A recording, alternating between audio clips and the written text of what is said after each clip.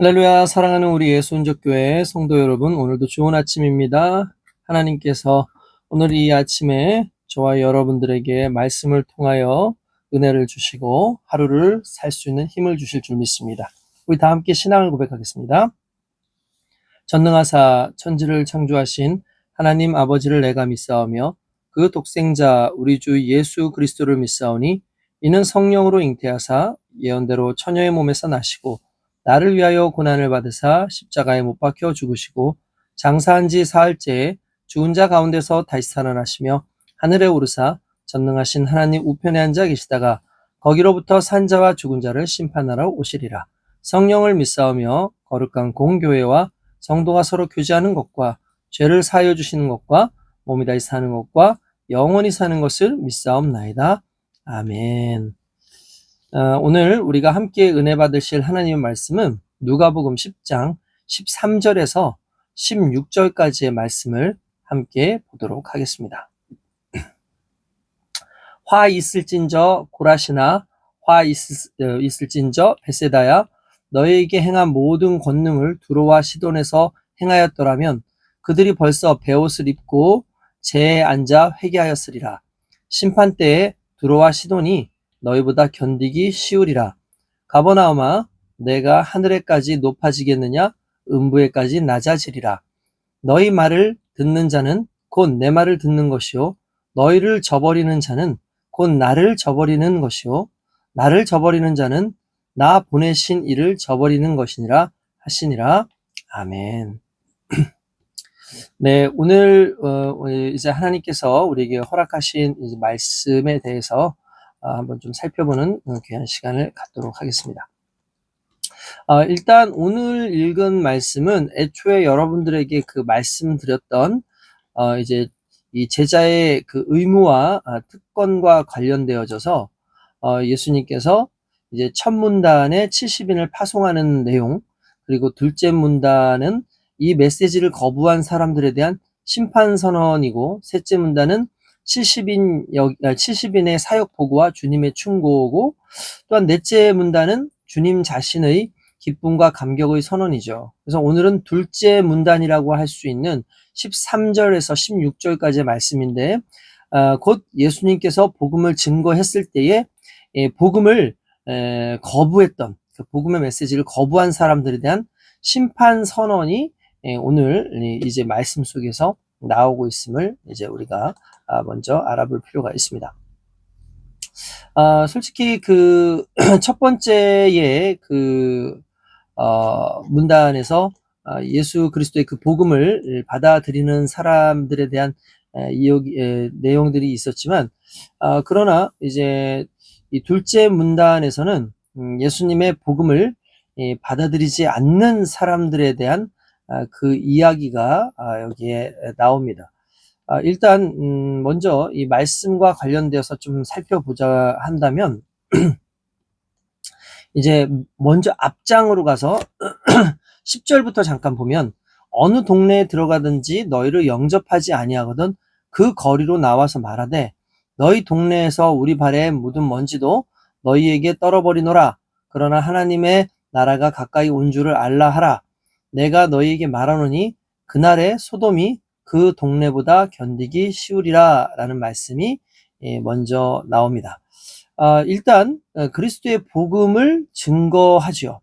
근데 어떤 사람은 그리스도의 복음을 증거받을 때에 그것을 영접하는 사람이 있는가 하면, 어떤 사람들은 그리스도의 복음을 이제 매몰차게 이제 거절하는 그런 내용이 나옵니다. 일단 영접하는 자에게는 하나님께서 평안도 주시고 또한 그들에게 복을 주시고 또 은혜를 주시겠죠.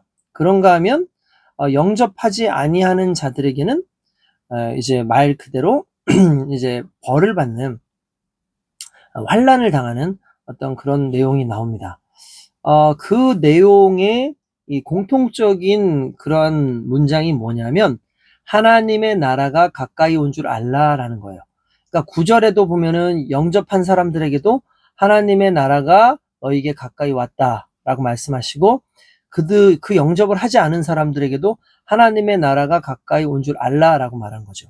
그러니까 하나님의 나라라고 하는 그 개념이 결국은 영접하는 자와 영접하지 않는 자에게 서로 상반되는 하나의 결과를 두 가지의 그 결과를 만들어내는데, 결국 하나님 나라가 온다라는 건 한편으로는 예수 그리스도로 말미암아 구원의 놀라운 역사를 이루게 하시는 것이면서, 또 한편으로는 하나님 나라는 하나님께서 믿지 아니하는 자, 영접하지 않는 자들을 심판하시는 입장에서의 하나님의 나라라는 거죠. 이제 예를 들자면 이런 거죠. 큰아들은 시험을 잘 봤습니다. 그리고 작은 아들은 시험을 잘 못 봤습니다.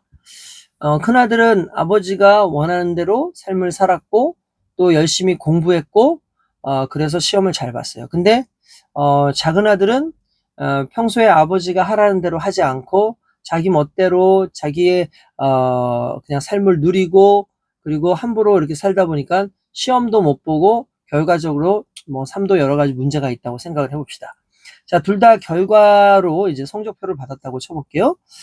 그때에 아버지가 집에 오십니다.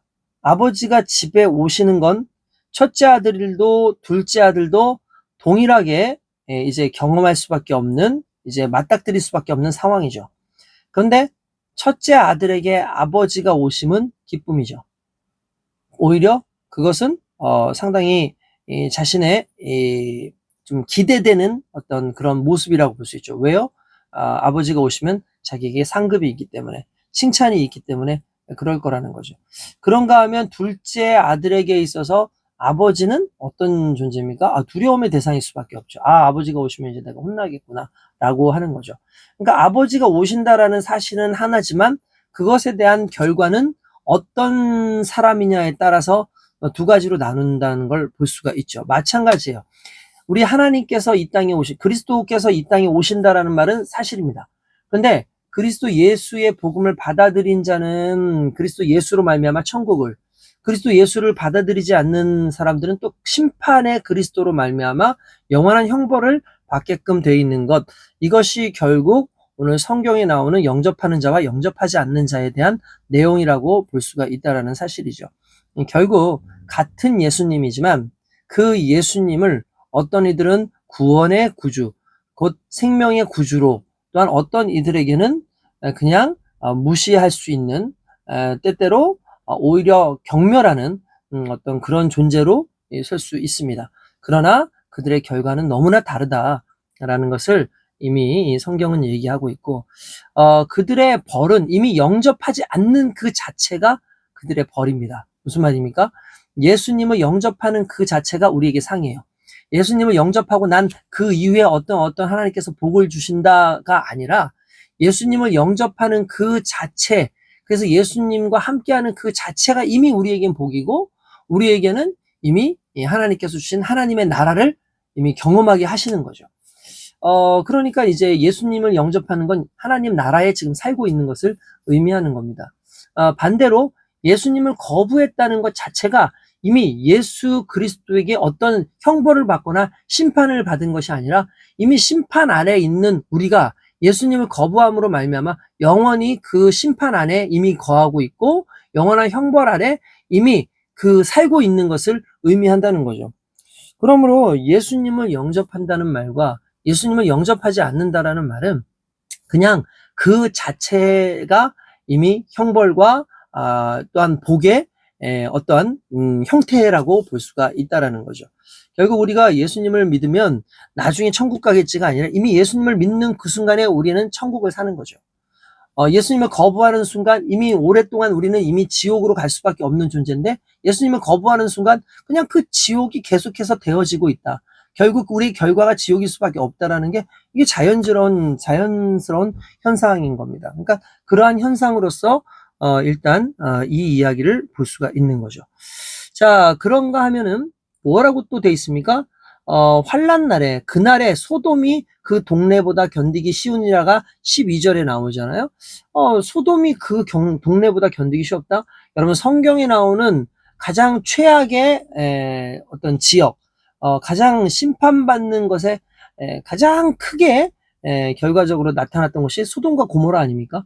그런데 마지막 날에 그 소돔과 고모라보다도 더 견디기 어려운 환란이 있다라고 말하는 것은, 이것은 정말 어떻게 보면은 참 안타까운 상황일 수밖에 없는 그런 상황인 거죠.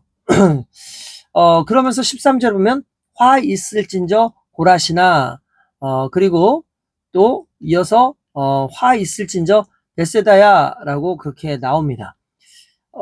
그럴 뿐만 아니라 그러면서 이 고라신과 베세다와 함께 맨 뒤에 가버나움까지 이렇게 15절에 보면 가버나움아 이렇게 하면서 화가 있다 고라신에게, 또한 화가 있다 베세다에게, 심지어는 가버나움아 내가 하늘까지 높아주겠냐, 음부까지 낮아질 거다, 이렇게 이야기를 합니다. 그러면 고라신, 베세다, 가버나움의 특징이 무엇이냐? 이 고라신이라든지 베세다라든지 가버나움은 갈릴리 지역에 있는 그러한 지역의 어떤 성읍으로서 예수님께서 가장 많이 복음을 증거하시고 예수님께서 기적을 많이 일으키시고 예수님께서 사랑하셨던 지역이었던 거예요. 그러니까 고라신이라는 것도 실제로 갈릴리 지역의 한 장소 중에 하나였고, 그리고 베세다 같은 경우는 우리가 잘 아는 예수님의 세 제자 안드레, 베드로, 빌립이 이곳 출신 사람들이라고 볼 수 있죠.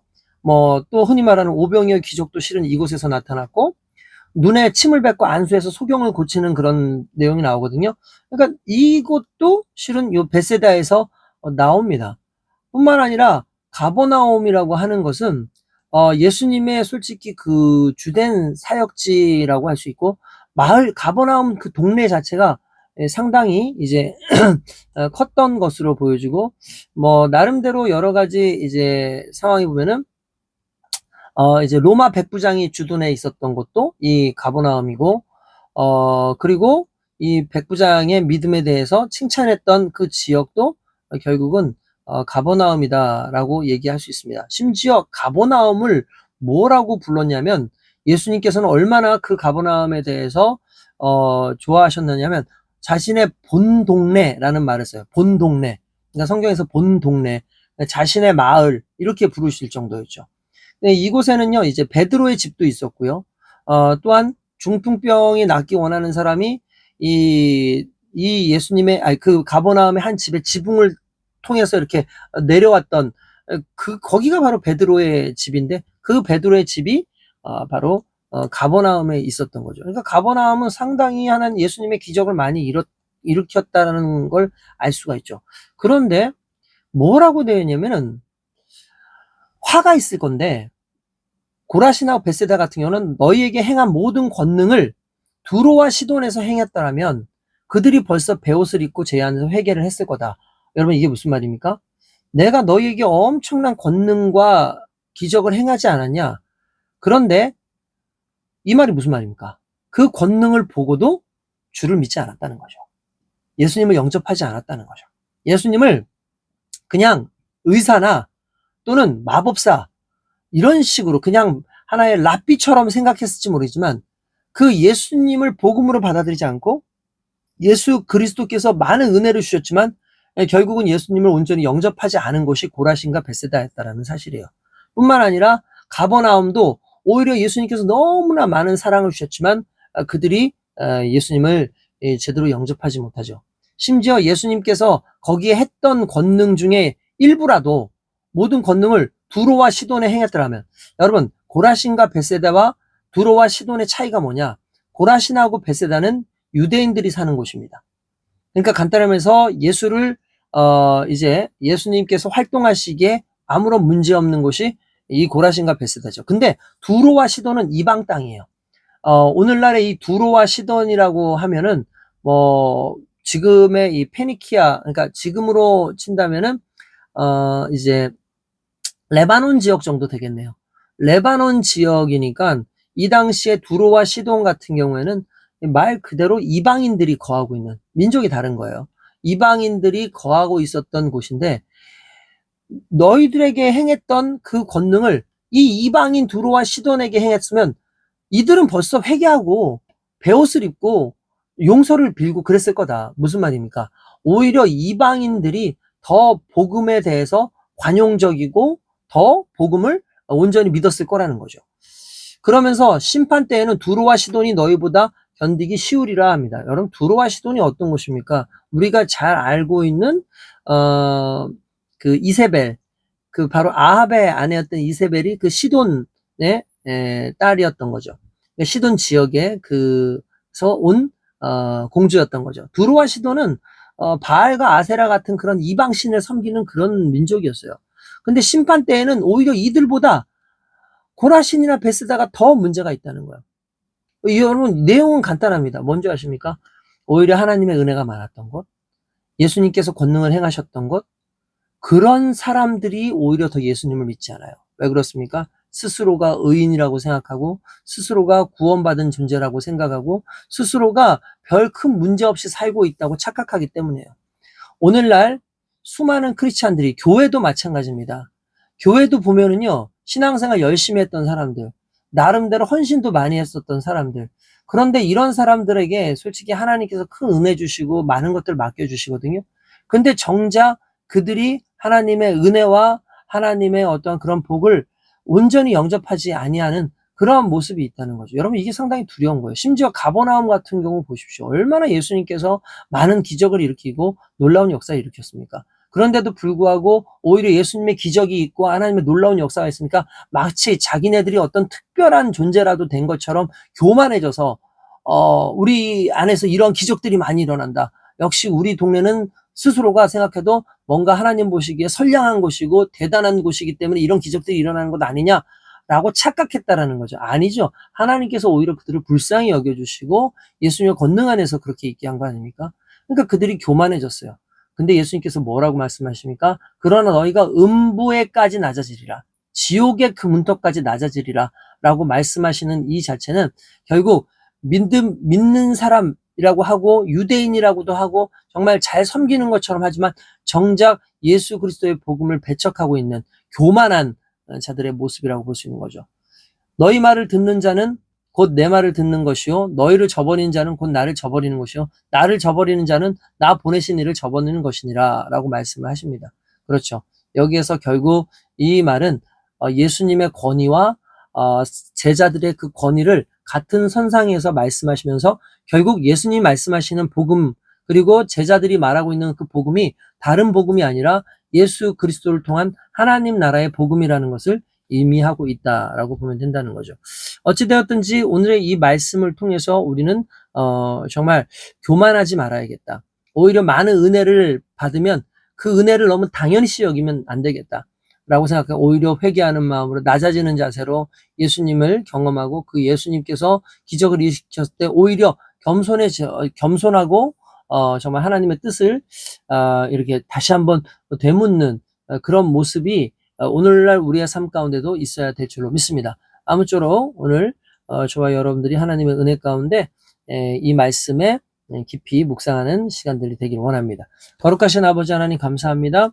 하나님께서 믿음으로 살아가는 모든 백성들에게 하나님 은혜와 복을 내리시고 또한 마지막 때를 살아가는 우리에게 하나님께서 큰 은혜 주셨는데 그 은혜를 은혜로 알지 못하고 살아가는 그런 어리석고 교만한 자들이 아니라 진정 하나님의 말씀의 복음에 정말 기쁨으로 나아가는 우리 모두가 될 수 있도록 겸손한 우리가 될 수 있도록 인도하소서. 예수님의 이름으로 기도드리옵나이다. 아멘. 자, 오늘 하루도 귀한 하루 되세요.